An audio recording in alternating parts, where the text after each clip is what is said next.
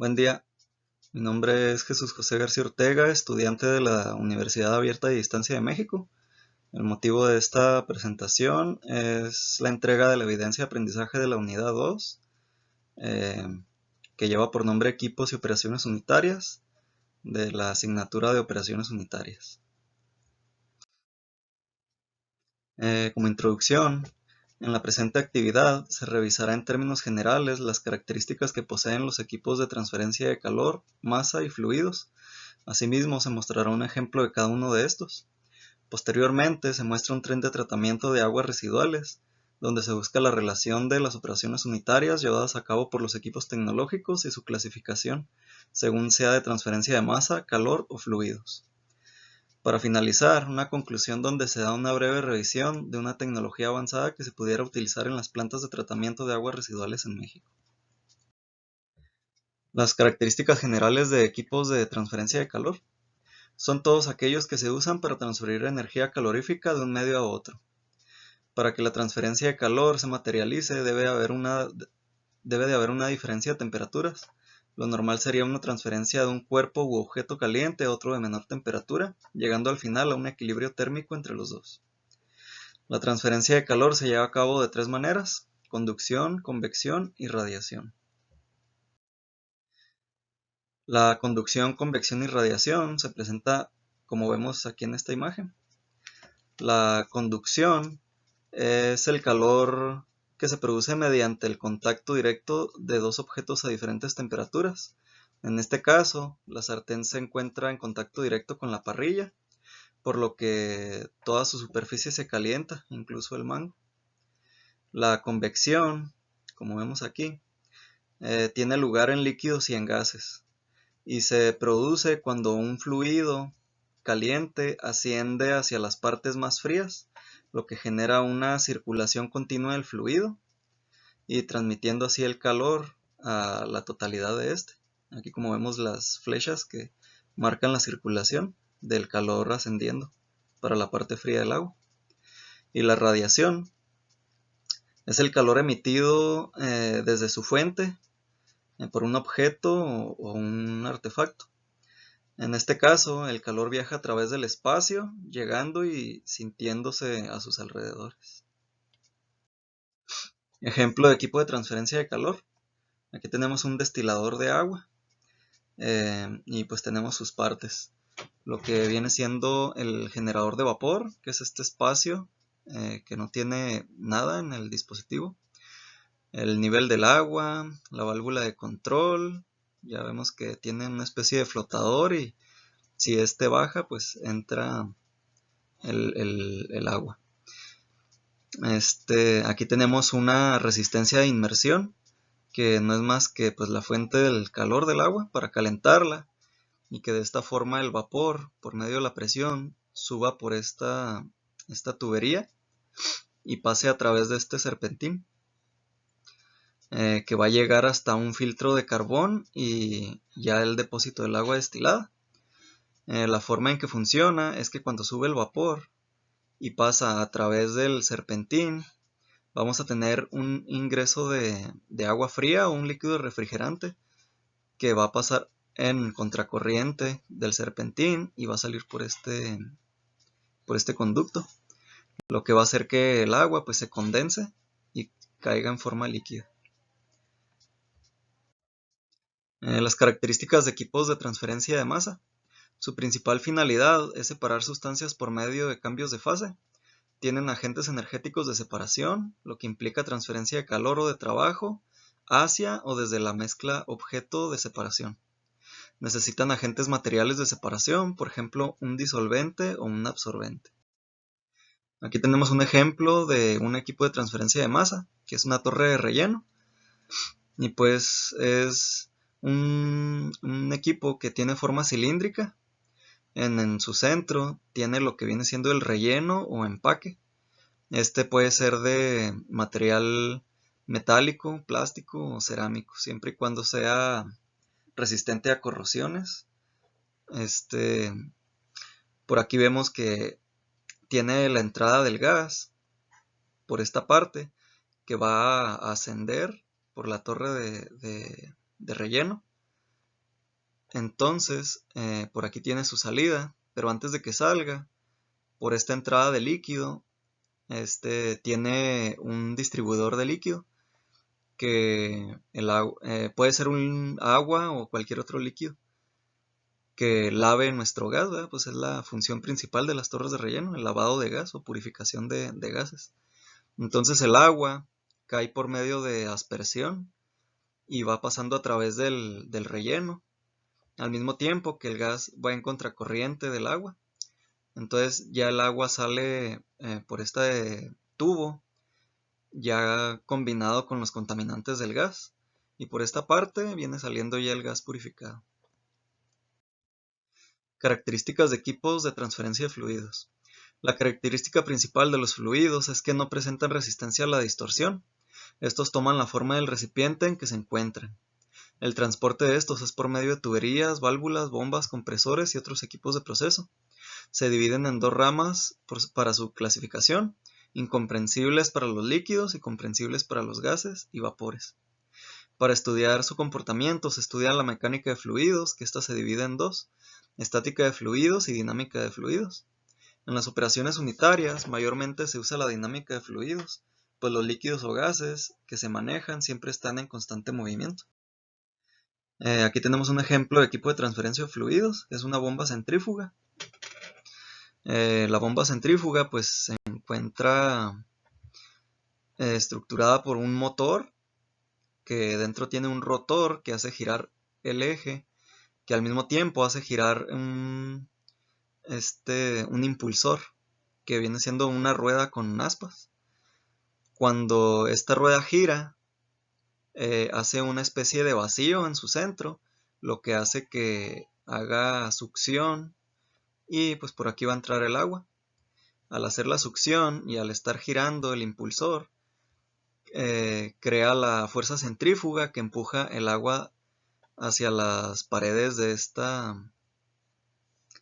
este tubo, lo que va haciendo una presión, porque pues el tubo está como en forma de espiral, de más delgado a más grueso, hasta que llega este difusor, se llama esta parte, y crea la presión para la salida del agua. Bueno, ahora vamos a ver el tren de tratamiento de aguas residuales. Aquí lo tenemos, tren de tratamientos de aguas residuales y sus equipos tecnológicos. Pues aquí tenemos en el pretratamiento los equipos tecnológicos, que vienen siendo las rejillas. Luego pasa al desarenador, para posteriormente pasar al tratamiento primario y secundario, que el tratamiento primario viene siendo el sedimentador primario. Luego al tratamiento secundario llega al bioreactor, lo que tiene también un aireador. También tiene un sedimentador secundario y por último la desinfección. Y aquí está la salida ya del agua clarificada. Para la primera fase del tratamiento, que viene siendo el pretratamiento, tenemos el cribado o cernido. Consiste en hacer pasar el agua a través de las rejillas o tamices, los cuales retienen los sólidos de tamaño mayor a las barras o cribas, separando de esta forma basura, ramas, papel, plásticos, etc. En esta parte del tratamiento se lleva a cabo una transferencia de masa, pues es la que se queda atrapada en las rejillas. Luego tenemos el desarenador, que también está en la fase del tratamiento, en la primera fase.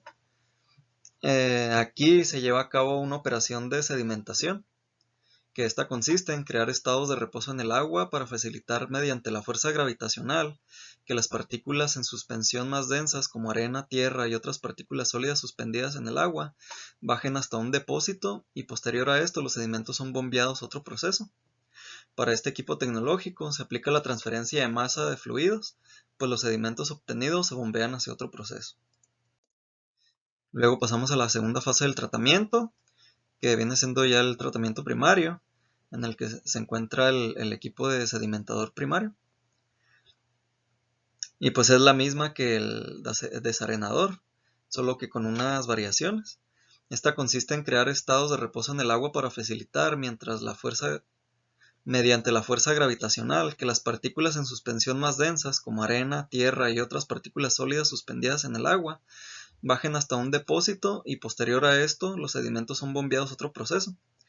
A diferencia del desarenador, el sedimentador primario también tiene un mecanismo para retirar grasas y otras sustancias que pueden flotar sobre el agua, que aquí vemos que tiene un motor que hace girar a esta especie de como una placa que barre la superficie del agua y va retirando las sustancias que ya dijimos, las grasas u otras que puedan flotar.